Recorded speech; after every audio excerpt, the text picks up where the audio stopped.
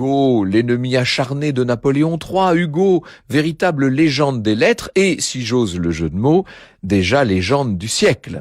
Il faut l'imaginer place de la Monnaie, Hugo, sa silhouette un petit peu alourdie, avec des traits vieillis, un peu marqués, magnifiquement burinés du reste, avec les cheveux et la barbe tout blancs.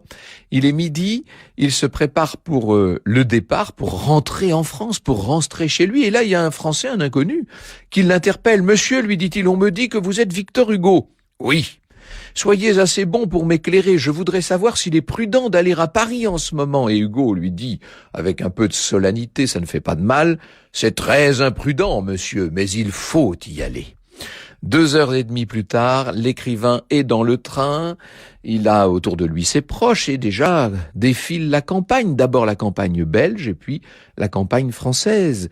Les sentiments se bousculent dans l'esprit d'Hugo, il l'a tellement attendu ce retour et voilà qu'on approche de Paris, sa banlieue, on entre dans Paris et un petit peu après 9h30 du soir, le train ralentit le long d'un quai plein de vapeur de la gare du Nord.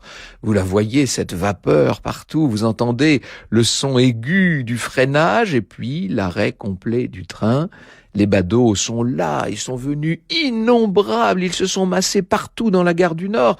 Et le voilà, le grand homme qui déclenche un immense vacarme des hurrahs.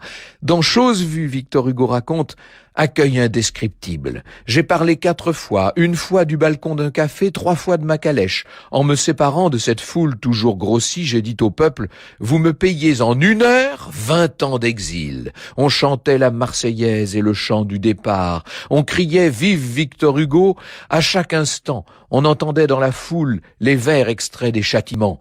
J'ai donné plus de 10 000 poignées de main.